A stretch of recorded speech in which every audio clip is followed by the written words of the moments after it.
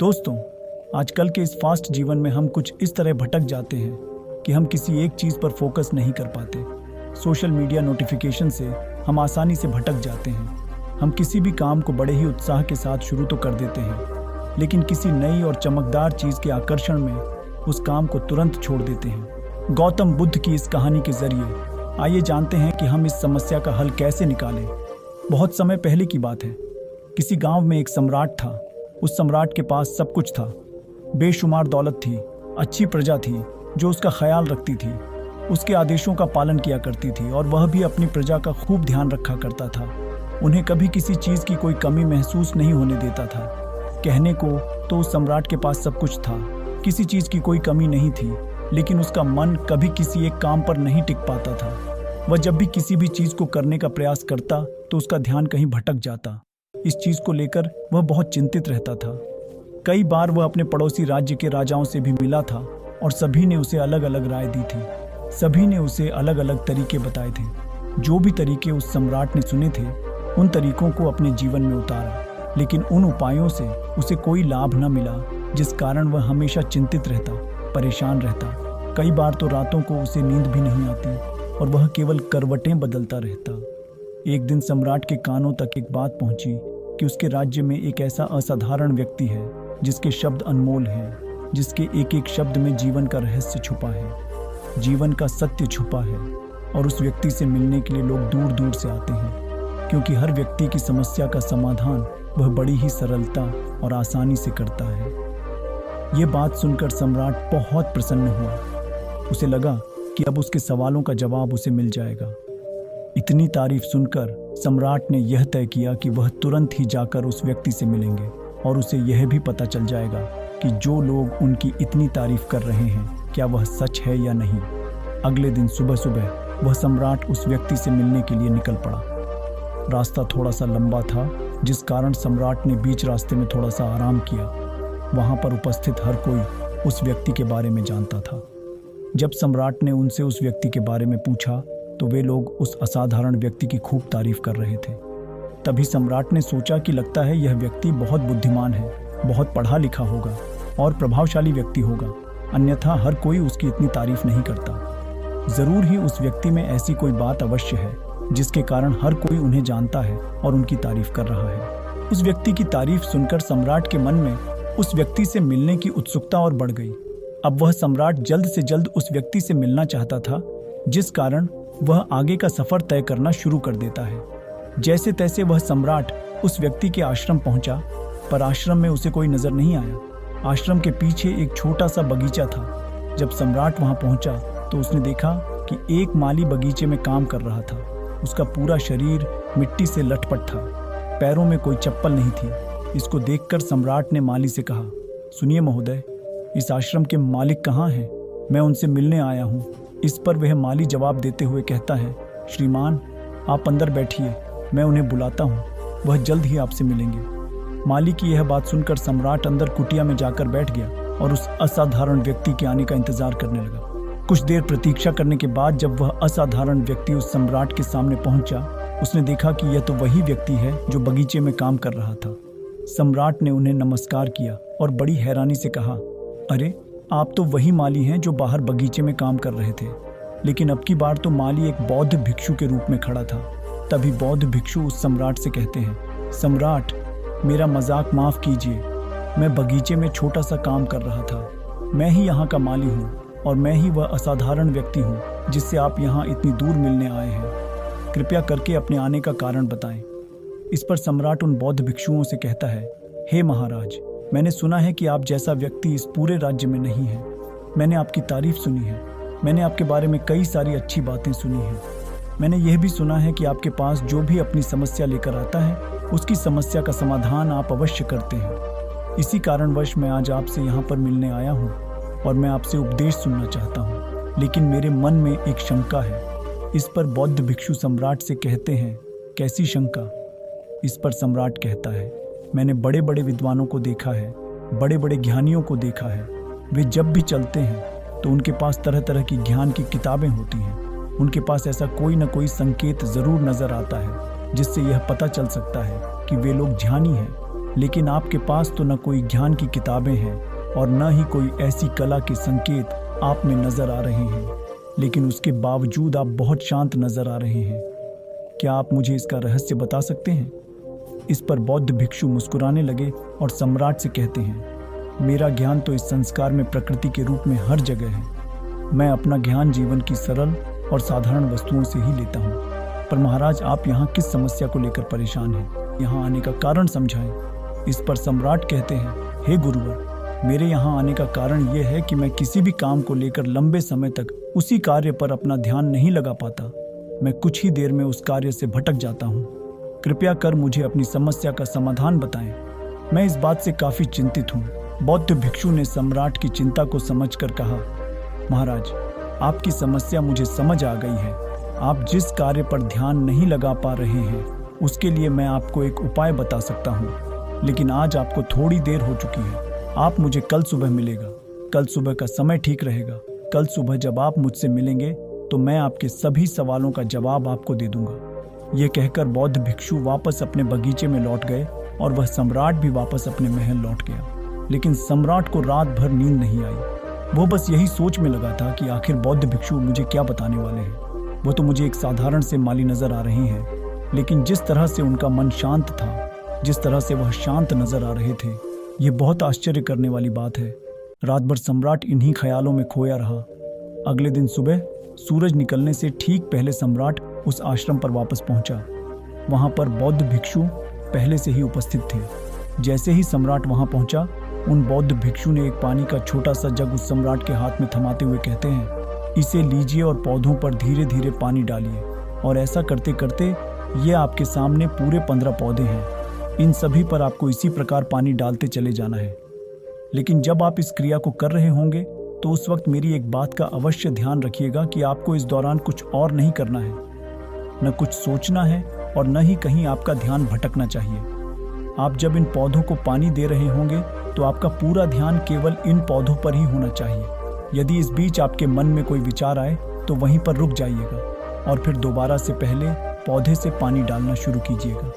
और जब आप मेरी बात मानकर ठीक इसी प्रकार इन सभी 15 पौधों को पानी दे देंगे, तब आप मेरे पास आइएगा और मैं आपके सभी सवालों का जवाब आपको दे दूंगा। उस सम्राट ने आज तक ऐसा कोई काम नहीं किया था और सम्राट को यह काम बहुत छोटा सा लग रहा था। सम्राट पहली बार ऐसा कोई काम करने जा रहा था। उस पानी के जग से पहले पौधे पर बड़ी ध्यानपूर्वक पानी दिया और फिर दूसरे पौधे की ओर आगे बढ़ा। दूसरे पौधे पर भी उसने बड़े ध्यानपूर्वक पानी दिया। फिर उसने तीसरे पौधे पर पानी देना शुरू किया ही था कि उसके मन में तरह तरह के विचार उत्पन्न होने लगे। उसे अपने महल का बगीचा याद आने लगा, जहाँ पर तरह तरह के फूल थे, तरह तरह के पौधे लगे हुए थे। तभी अचानक उस सम्राट को उन बौद्ध भिक्षुओं की बात याद आ गई। यदि मन में कोई भी विचार उत्पन्न हो तो उसे फिर से पहले पौधे से पानी देना शुरू करना होगा। तुरंत ही पहले पौधे के पास वापस पहुंचा और उसने फिर से पहले पौधे को पानी दिया। दूसरे पौधे को उसने फिर से ध्यानपूर्वक पानी दिया। जैसे ही वह तीसरे पौधे पर पहुंचा, उसके मन में फिर से कई तरह के विचार उत्पन्न होने लगे। अब की बार ये सोच रहा था, पता नहीं मेरे बिना मेरे साम्राज्य में क्या हो रहा होगा। और अब की बार सम्राट को बहुत क्रोध आने लगा। उसने सोचा कि आखिर मैं यह छोटा सा कार्य क्यों नहीं कर पा रहा हूँ। वह तुरंत ही फिर से पहले पौधे के पास पहुंचा। उसने अब की बार बड़ी ध्यानपूर्वक पहले पौधे को पानी दिया, दूसरे पौधे को भी बड़े ध्यानपूर्वक पानी दिया।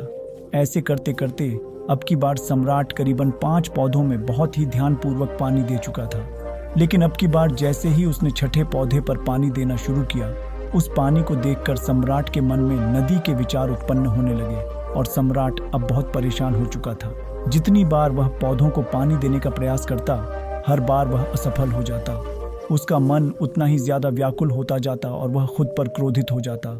सम्राट यह बात बहुत अच्छी तरह से जानता था कि वह भिक्षु उसकी परीक्षा ले रहे हैं। वह बहुत बुद्धिमान था। इस कारण उसने उन बौद्ध भिक्षुओं के सभी नियमों का पालन करना जरूरी समझा।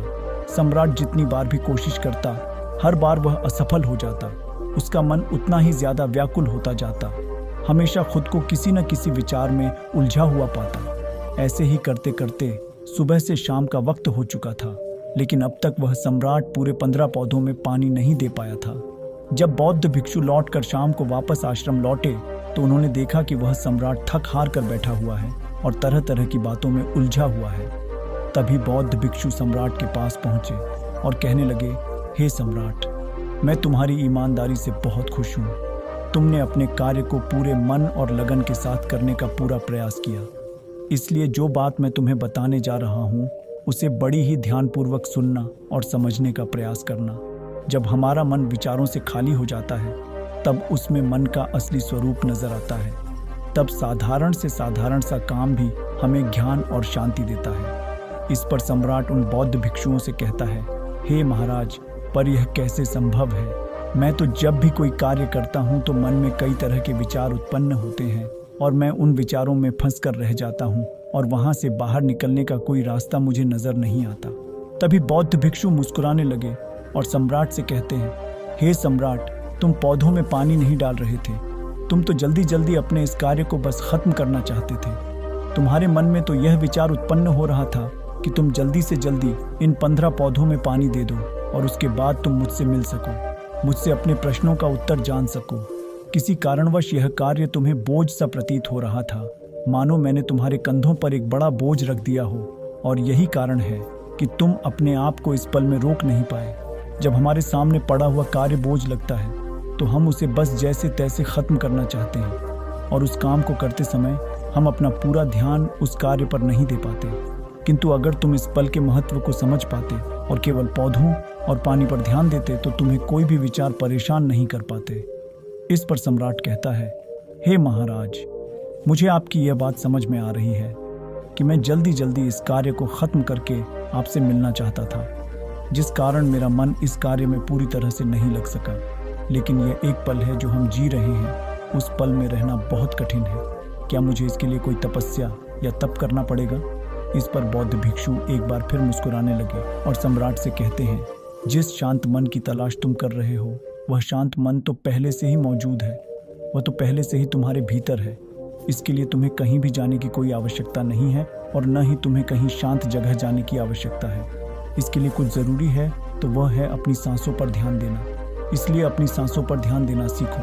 हम किस तरह से सांसें ले रहे हैं और किस तरह से छोड़ रहे हैं, इस बात को देखने और समझने का प्रयास करो। तब तुम्हें यह समझ में आ जाएगा कि तुम्हारा शांत मन तो तुम्हारी सांसों के साथ ही बना हुआ है।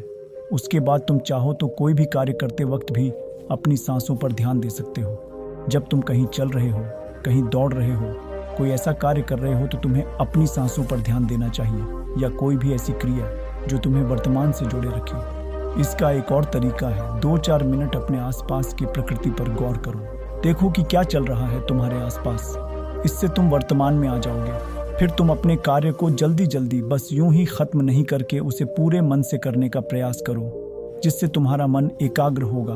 और जब तुम्हारा मन एकाग्र होगा तो तुम चाहे कोई भी कार्य क्यों न करो, फिर चाहे वह छोटा हो या बड़ा, तुम्हारा मन उसमें पूरी तरह से विलीन हो जाएगा और वह कार्य ही तुम्हें शांति और ज्ञान भी प्रदान करेगा। ऐसे समय पर हमारे मन में किसी प्रकार के कोई विचार उत्पन्न नहीं हो पाते, और जब हम ऐसा करते हैं तो कर्ता और कर्म एक हो जाते हैं और हमारे भीतर की जो शांति है वह प्रकट होने लगती है।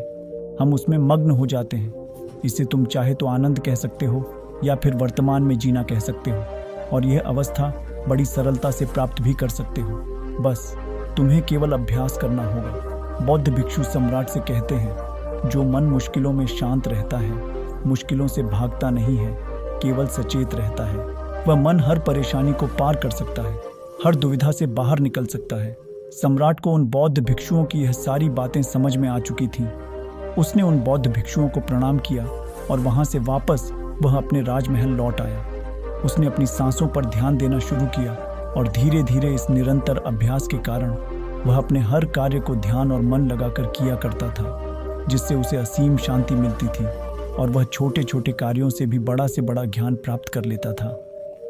इसलिए दोस्तों, कभी किसी कार्य को बोझ मानकर मत कीजिए, क्योंकि यदि आप उसे बोझ मानेंगे तो जल्दी जल्दी उसे आप अपने ऊपर से उतारने का प्रयास करेंगे, अर्थात उसे जल्दी जल्दी खत्म करने का प्रयास करेंगे। लेकिन इस प्रयास के दौरान आप जो भी कार्य करेंगे वह पूरे मन और लगन से नहीं हो पाएगा, और ऐसे में आप उस कार्य को अंजाम देना चाहते हैं। हो सकता है कि आप उसे अंजाम भी ना दे सकें, और इसी कारणवश आपके मन में तनाव भी पैदा हो जाता है। हम चिंतित रहने लगते हैं, परेशान रहने लगते हैं, क्योंकि जो अंजाम हम उस कार्य को देना चाहते थे, अंजाम हम उस कार्य को न दे सके। और हम में से अधिकांश लोग यही गलतियां करते हैं। जब उन्हें कोई कार्य सौंपा जाता है तो वह उस कार्य को करने का प्रयास तो करते हैं, लेकिन वह चाहते हैं कि वह कार्य कितनी जल्दी खत्म हो जाए, और वह उस कार्य को करते वक्त अपने आप को वहां नहीं रख पाते, बल्कि उनका मन तो कहीं और ही भटकता रहता है, जिससे हमारा मन हम पर हावी होने लगता है, हमें तरह तरह के विचार दिखाता है और हम उन विचारों में डूबते चले जाते हैं, हम उन विचारों में फंसते चले जाते हैं, और फिर वहां से हमें निकलने का कोई रास्ता नजर नहीं आता, जिससे हमारे मन में तनाव पैदा होने लगता है। हम बहुत परेशान रहने लगते हैं, हम चाहकर भी किसी कार्य को नहीं कर पाते, और जो कार्य हमें वर्तमान की ओर ले जा सकता था, उस दरवाजे को हम खुद ही बंद कर देते हैं, क्योंकि वह कार्य हमें बोझ लगने लगता है। इसलिए जब भी आप कोई कार्य शुरू करना चाहते हैं तो उससे पहले अपना पूरा ध्यान अपनी सांसों पर केंद्रित करें, और फिर आप चाहें तो अपने काम के दौरान भी अपनी सांसों पर अपना ध्यान लगाए रख सकते हैं। और यही सांस का जो ध्यान है, ये आपके काम के ध्यान में परिवर्तित हो जाएगा, और इस कार्य में जो भी कठिनाइयाँ उत्पन्न हो रही हैं उसे आप पल भर में सुलझा देंगे।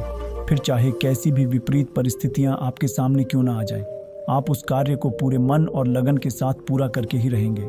दोस्तों, उम्मीद है कि आपने आज के इस वीडियो से ज़रूर कुछ न कुछ सीखा होगा। तो इस वीडियो को अपने दोस्तों के साथ शेयर करना ना भूलें, और हमें ऐसे ही सपोर्ट करने के लिए चैनल को सब्सक्राइब भी ज़रूर करिए। तो चलिए मिलते हैं ऐसे और वीडियो में, तब तक के लिए अपना ख्याल रखें। धन्यवाद। नमो बुद्धाय।